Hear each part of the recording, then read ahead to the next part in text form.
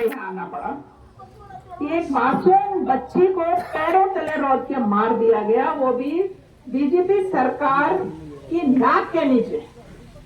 मतलब इससे निंदनीय घटना मुझे लगता नहीं कुछ हो सकती है।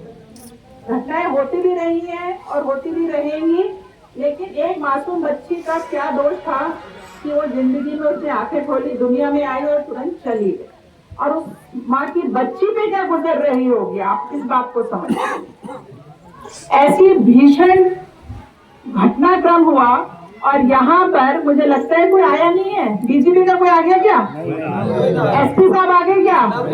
एसडीएम आया क्या? कोई नहीं आया ना, क्योंकि इनको कोई फर्क नहीं पड़ता, इन पे कोई जोर तक नहीं रहेगी। मैं भी पोर्ट ब्लेयर थी, तो रात की फ्लाइट से मैं अंडमान निकोबार से दिल्ली उतरी और सुबह यहाँ आई हूँ, वरना तो मैं तुरंत पहुंच जाती। आर्यन जुबैर भी यहाँ नहीं थे। मुझे याद है कई साल पहले भी जैसे मौलाना साहब बता रहे थे, घटना हुई थी अरे बढ़िया के पास में।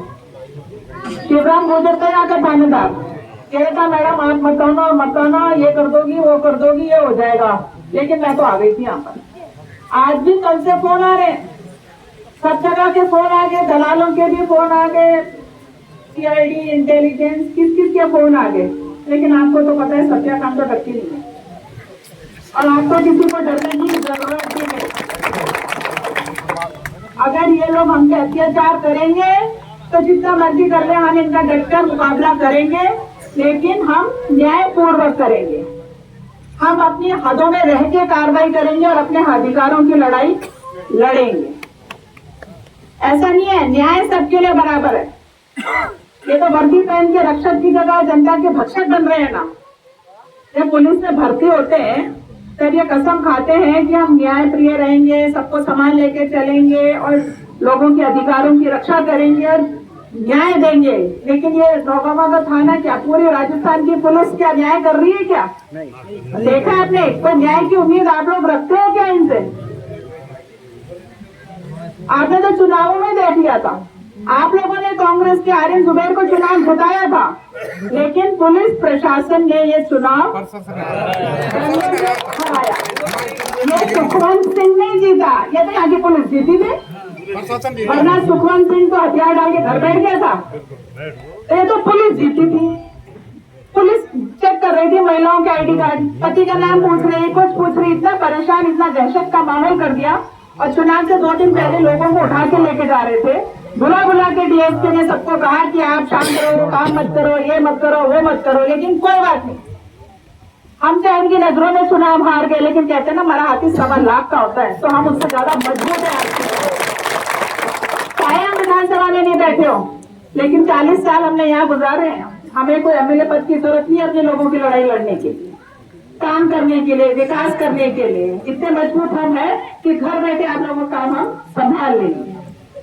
और 1.25 साल से मैं देख रही हूँ कि पुलिस की अति, प्रशासन की भ्रष्टाचार इतना बढ़ रहा है, फिर भी लोग मेरे पास आते थे। मैं कहती हूँ टाइम पास करो, देखो बहुत खराब समय चल रहा है, बच्चों पे ध्यान दो, अपने काम धंधे पे ध्यान दो, जमींदारा संभालो, बच्चों को पढ़ा लो, बुरा वक्त है। लेकिन मुझे लगता है कुछ फायदा नहीं है, ये लोग पुलिस प्रशासन नहीं समझे।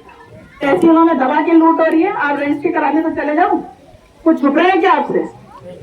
थाने में चले जाओ, जल्दी से तो एफआईआर नहीं होगी। परसों भी बड़ी मुश्किल से हुई है वो एफआईआर, वो तो मुख्यमंत्री जी आगे चलो ने बेड़ा उठाया और करवा दिया। प्रधान जी भी तबियत ठीक नहीं थी, नींद का थाना थे, मैं पोर्ट ब्लेयर थी, और लेकिन उसने भी उन्हें गड़बड़ कर दी। 2 गाड़ियां आई है पुलिस से भरी हुई यहाँ पर, और नाम आए हैं 4 के। 2 गाड़ियां थी ना, 2 गाड़ियों में 4 तो आदमी नहीं थे, 10, 11, 15 आदमी थे, लेकिन उन्होंने तो चुन के आदमियों को रखा जो बेचारे इतने गुनाहगार नहीं थे। और जो असली है इस इलाके के जो मोटे, इनका मकसद दिन में 10-15 लाख रुपए उगा के लाके देना है, वो रविंदर, वो तो ड्राइवर है, सरकारी ड्राइवर है, उसको तो बीट दे नहीं सकते नियमों में। उसका काम सिर्फ गाड़ी चलाना है भाई, उसको रघुनाथगढ़ बीट दे रखी है कि हाँ तो बहुत माल है, ये रविंदर जाएगा उगा के लाएगा। और वो देवेंद्र और वो ओम प्रकाश, एक सिपाही की पूरी लेखा जोखा है हमारे पास। वो तो रविंद्र है, या तो जो भर्ती है पुलिस में वो पूरी। हाँ तो पूरा गुंडागर्दी का आलम हुआ पड़ा है भाई चारों तरफ। सरकारी गुना पड़ा है या कहना ये है कि देखो पानी सर के ऊपर निकल चुका है, हम लोग चुप रहेंगे तो इनका आतंक बढ़ेगा। पहले हम सोचते थे कि डकैत होते हैं, चोर होते हैं, उनसे डरो। बच्चों को डराते थे कि भाई तू सोचा नहीं तो गब्बर सिंह आ जाएगा, ऐसे कहते थे ना।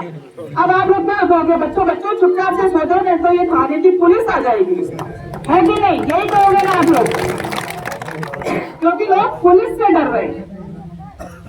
हमने पूरे थाने में स्वागत कक्ष किसलिए बनाए? आप लोगों के लिए बनाए कि आप तसल्ली में जाओ, खुले मन से जाओ। आपके साथ कोई अन्याय हुआ है तो वहाँ बैठो तसल्ली में, आपकी बात सुनी जाएगी, आपकी रिपोर्ट दर्ज होगी। FIR दर्ज कराने में लेट नहीं हो सकते। यह कानून भी कांग्रेस सरकार ने, हमारे अशोक गहलोत जी ने यहाँ लागू किया था कि हर आदमी जाके अपनी FIR दर्ज करा सकता है। लेकिन नौगाबाद थाने ने आपकी FIR ली थी क्या भाई? नहीं ली ना। अलवर जाके आपकी FIR हुई ना, फिर क्यों? कारण क्या था भाई? घटना यहाँ की और FIR हो रही है अलवर शहर में। नियमों में तो हो सकता है, लेकिन वैसे हम जाए कोई सिंपल सी घटना हो अलवर में कि आप करो, तो वहां वो लोग नहीं करते ना। FIR किसी भी थाने में दर्ज हो जाती है, फिर उसको ट्रांसफर कर दिया जाता है। तो मतलब नियम पूर्वक तो इसमें कुछ हो नहीं रहा, और मुझे लगता नहीं इनकी नियत भी साफ। कायदे से तो जो कायदा बनता है कि पुलिस द्वारा निर्मम बच्ची की हत्या हुई है, पूरा का पूरा थाना लाइन हाजिर होना चाहिए, पूरा थाना। उसके बाद तो सस्पेंड जांच में तो होते ही रहेंगे सारे। हाँ नहीं सही है, पूरा थाना यहाँ से जाना चाहिए, पूरा थाना बदलो। सम्मनपुर की चौकी तो पूरे अड्डा ही है कि नहीं है? यहाँ से भाई पहुंचते हैं सम्मनपुर और वहाँ देते हैं आपका बढ़िया सम्मान और बढ़िया माल कमा लेते हैं आप लोगों। यही है ना। अब जो जांच कमेटी ने बनाई है, देखिए CI की अध्यक्षता में बनाई है। ये कोई CI के लेवल का मामला है क्या? DSP या SP लेवल की कमेटी इसके बननी चाहिए। मैं तो कल IG जाकर मिलूंगी जयपुर में, और आज SP से भी मिलूंगी। कि आपने मजाक समझ रखा है क्या कि अल्पसंख्यक लोग हैं तो जो मर्जी करोगे क्या? अगर आप जेल भरना ही चाहते हो तो ठीक है, हम तो सब जाके जेल में बैठने को भी तैयार है। वो तैयार की नहीं हो आप बताओ? 2 वक्त की रोटी अल्लाह ने सबकी किस्मत में लिखी है, ऐसा कुछ नहीं है। अपन सब 2 वक्त की रोटी नहीं खाते, रोजा जेल में ही रखेगा। चाहे प्रधानमंत्री हो चाहे गरीब किसान हो, 2 रोटी खा रहे हैं ना अपन लोग। हम तो चटनी रोटी से बहुत राजी है, हमें क्या फर्क पड़ेगा? लेकिन आप लोगों को मजबूत होना पड़ेगा। पड़ोस के जिले का हमारा गृह राज्य मंत्री है ना, होम मिनिस्टर जवाहर मैडम जी, और वो हमारा पड़ोसी, और पुलिस ने पूरे अलवर जिले में आतंक, और रेड भी सिर्फ क्या मेरों के घरों में डालेंगे क्या? क्यों भाई? साइबर क्राइम कैसे नेम कर रहे हैं, बाकी समाज में क्या नहीं कर रहे हैं क्या? बतेरे कैसे? उनके यहाँ जाने का नहीं है इनका मकसद। इनका तो यह अच्छा अल्पसंख्यक है, चलो बढ़िया जाओ, उठा के ले आओ 10 को, और 1-2 को केस में कर देंगे, बाकी से अपना बढ़िया मार लेंगे। और जिसमें दलाल भी है, इसमें सब जगह दलाल बैठे हुए हैं इन लोगों के। अभी मैं यहाँ भाषण दे रही हूँ, क्या बोल रही हूँ, कौन है, पूरी रिपोर्ट पहुंच रही होगी वहां तक, जयपुर तक पहुंच रही होगी। लेकिन आपको तो पता है, जब मेरा DP आई होता है तो मैं बख्श तो होगी। तो अब समय आ गया है कि हम सबको एक होके आगे कार्यक्रम करना ही पड़ेगा। अगर हम नैतिकता की बात करें तो जवाहर मैडम मंत्री जी को तो इस्तीफा ही दे देना चाहिए इंसानियत के नाते। लेकिन इंसानियत तो है नहीं। DGP में कहीं आपको इंसानियत दिखती है क्या? इंसानियत होती तो कुंभ स्नान में हजारों लोग मर के पता नहीं लगने दिया, ढंग से अंतिम संस्कार उनका नहीं किया। कोरोना में इतने लोग मरे, उनको वहीं दफना दिया, उनको भी अंतिम संस्कार नहीं किया। तो ये तो देश में अधेर नगरी चौपट राजा। इसलिए हमें अपनी लड़ाई खुद लड़नी पड़ेगी।